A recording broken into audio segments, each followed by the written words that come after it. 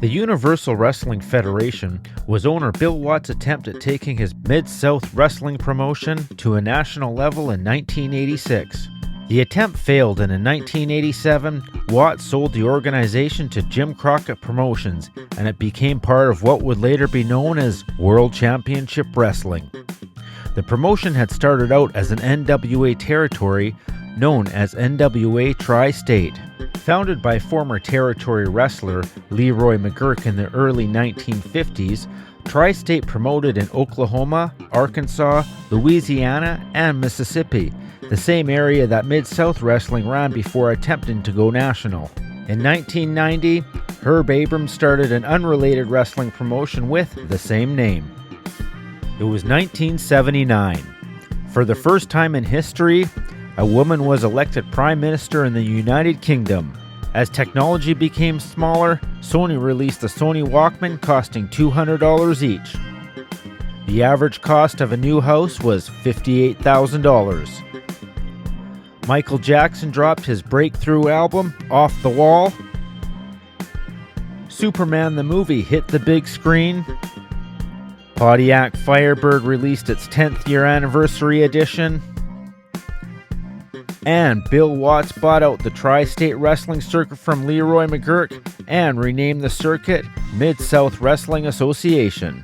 One of his first acts as owner was to withdraw from the National Wrestling Alliance. Though Mid-South Wrestling would still remain loosely aligned with the organization and continue to have the NWA World Champion defend his title on MSW shows. Mid-South Wrestling began adding shows in Arkansas to its circuit. In 1982, the promotion grew to include Oklahoma when McGuirk shut down his Oklahoma-based promotion. He also formed an alliance with Houston promoter Paul Bosch to feature Mid-South talent on cards at the Sam Houston Coliseum, one of the largest cities in America and one of the most fabled arenas in professional wrestling. Instead of cartoonish characters and interviews, Mid-South Wrestling focused on energetic matches and characters whose personas blurred the lines between good and evil and a physical style and episodic format. The promotion ran shows in a mix of small venues and gigantic arenas. In 1980, a card pitting a blinded Junkyard Dog against Freebird Michael Hayes in the main event drew nearly 30,000 fans. In 1984, Watts came out of retirement to team with a masked Junkyard Dog using the name Stagger Lee to face the Midnight Express to cap an angle in which the Express and his manager Jim Cornette beat Watts on TV. The latter card also featured a showdown between Magnum TA and Mr. Wrestling 2, which drew 22,000 fans. In the mid to late 1980s, MSW began to expand nationally. In 1985, Ted Turner invited Bill Watts to air his Mid-South Wrestling program on Superstation TBS as an alternative to the World Wrestling Federation programming that ran on Saturday nights. Ted Turner was angered by Vince McMahon and the WWF because McMahon reportedly promised Turner a studio-produced program, but instead he presented just 2 hours of highlights from other WWF programming. Mid-South Wrestling quickly became the highest-rated program on TBS, and Watts positioned himself to take over the 2-hour Saturday block occupied by the WWF. His luck ran out when former Georgia promoter Jim Barnett helped broker a deal that allowed NWA promoter Jim Crockett Jr. to buy the slot from McMahon and become the exclusive wrestling promotion for TBS. The deal forced the elimination of the Mid-South Wrestling program from the TBS schedule. In March 1986, Mid-South Wrestling went national and was relaunched as the Universal Wrestling Federation, so it was not stigmatized as a Southern group. From that point, many newcomers joined the federation, as did former WCCW co-promoter Ken Mantell. However, despite the federation's success, it could not compete against Jim Crockett Promotions and the WWF. In addition, the WWF also reached the pinnacle of its success through WrestleMania 3. Bill Watts was also harmed when the oil-based Oklahoma economy went into a severe recession in the fall of 1986, affecting all businesses and cutting down on fans able to pay to see the shows. Watts would end up selling the UWF to Crockett on April 9, 1987, and many of the Federation's top names went on to either the NWA, WWF, or WCCW. Unlike other NWA promotions Jim Crockett purchased, the UWF did not immediately end. It was kept alive until December 1987. Despite promises at the time, Crockett buried the UWF, letting its various titles die out, and with the prime exceptions of Sting, the Fabulous Freebirds, Shane Douglas, Rick Steiner, and for a while Eddie Gilbert and Steve Williams, few of its various stars made headway into Crockett's promotion. Crockett's circuit was sold to Ted Turner and eventually became World Championship Wrestling. In the early 1990s, Bill Watts found himself as WCW president.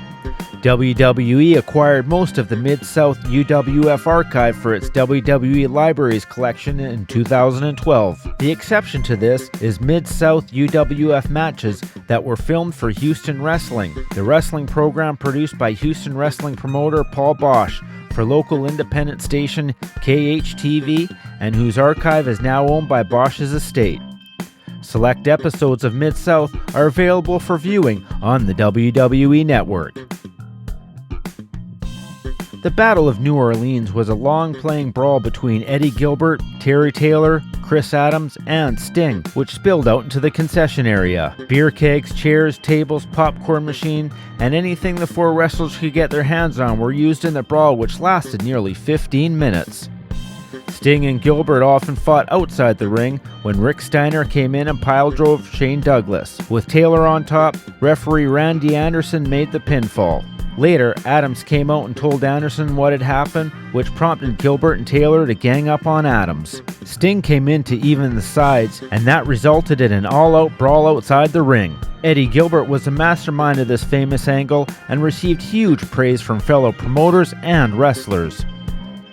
Adams was engaged in a storyline involving Iceman King Parsons and Terry Taylor, which evolved out of the UWF Tag Team Championship Tournament in February 1987. Originally, Adams and Iceman were one of the 8 teams participating, and Taylor was teamed with Sam Houston. In a semifinals match, Adams and Iceman wrestled against Dr. Death Steve Williams and Ted DiBiase until Skandor Akbar Devastation Inc. charged the ring to attack Williams and DiBiase. The match ended when Williams and DiBiase were counted out. Adams, who was helping Williams and DiBiase fight off Akbar and his army, wanted the match to continue, but Iceman Parsons wanted the win. After a lengthy argument, Adams and Parsons split, and Chris chose Savannah Jack as his new tag team partner. Iceman sucker punched Savannah and injured him, thus Adams had to choose another tag team partner. He chose Terry Taylor, whose team lost a semi-final match to Rick Steiner and Sting. Taylor and Adams eventually won the UWF tag team titles and held the belts for 2 months. Meanwhile, Adams and Parsons engaged in a lengthy feud, which lasted for more than a decade, with Parsons frequently referring to Adams as a jailbird, a reference to Adams serving time in jail on an assault conviction. Taylor and Adams, who dominated the UWF tag team scene, lost a match to Steiner and Sting when Taylor kicked Adams' foot off the rope as he was being pinned by Sting. A face-to-face bout between Adams and Taylor marked Taylor's heel turn as he pile-drove Adams on the floor. The Taylor-Adams war proved to be one of the most violent feuds in the UWF, with an equal intensity to the feud Adams had with the Von Erichsen World Class. The feud did have a short interruption when Taylor was injured in an automobile accident, but picked up again by the summer and carried over to World Class by 1988. Taylor and Adams promoted a famous angle in August which involved a press conference where Taylor spoke about a situation with Adams and then left. Chris later took questions, which prompted Taylor to attack Adams with a chair. The following week, Adams conducted an interview vowing revenge against both Taylor and Eddie Gilbert. Other famous UWF angles included promoter Bill Watts being attacked and having a USSR flag dropped on him by Eddie Gilbert. Missy Hyatt cold-cocking John Tatum after joining forces with Gilbert. Skandor Akbar throwing a fireball at Hacksaw Jim Duggan and blinding him temporarily, and the Freebirds breaking Steve Williams' arm. Williams recruited Oklahoma Sooners Barry Switzer into training and getting back into the ring. It paid off on July 11, 1987, when Dr. Death defeated Big Bubba Rogers to win the UWF Heavyweight Championship. The Freebirds became faces around that time as they began feuding with Skandar Akbar's army as well as the Angel of Death. A preliminary wrestler, Mike Boyette, wrestled in the UWF and is believed to be one of the very few wrestlers to have never won a match.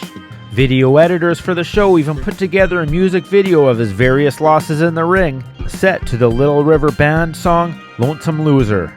Gorgeous Gary Young also competed in the UWF, claiming that he was a rookie, when he actually had 5 years' experience under his belt. Young's claim prompted Jim Ross to begin referring to him as a 5-time Rookie of the Year. As the UWF's merge with the NWA was taking place, Terry Taylor, who held the UWF Television Championship, began an angle with the NWA Television Champion Nikita Koloff. Taylor stole the NWA TV title during an NWA show, but Koloff reclaimed it prior to their official in-ring encounter. They met at Starrcade 87, and Nikita unified the two titles as the final leg of the NWA-UWF merger was finished. Williams with Sting, Eddie Gilbert, Rick Steiner, Missy Hyatt, announcer Jim Ross, Brad Armstrong, and the aforementioned Taylor became permanent NWA members. The Freebirds, Savannah Jack, Iceman King Parsons, matchmaker Frank Dusek, and promoter Ken Mantell joined the new Wild West Wrestling promotion, which later merged into World Class. Chris Adams, who stayed with the NWA after the merger with the UWF, left due to a money dispute and returned to World Class in November 1987. Ted DiBiase, Big Bubba Rogers, One Man Gang, and Sam Houston joined the WWF after its fall, joining fellow UWF alumni Hacksaw Jim Duggan, who had been signed by the WWF in February 1987. The Sheepherders, who originally joined the NWA after the merger, left in mid-1988 to join the WWF, where they were renamed the Bushwhackers. Terry Taylor also departed the NWA and UWF and competed in World Class for a few months before joining the WWF in the middle of 1988 as the Red Rooster. Boyd Pierce, Riser Bowden, Joel Watts, and Jim Ross are the most famous announcers identified with the Mid-South UWF territory. By the time the UWF began, Ross was the main announcer, with Bill Watts and later Michael Hayes assisting him. Ross was known for getting overexcited during the match, and in 1986, Jim Ross received the unofficial I Can Scream the Loudest During a Match award from Pro Wrestling Illustrated. That was the untold story of UWF Mid-South Wrestling.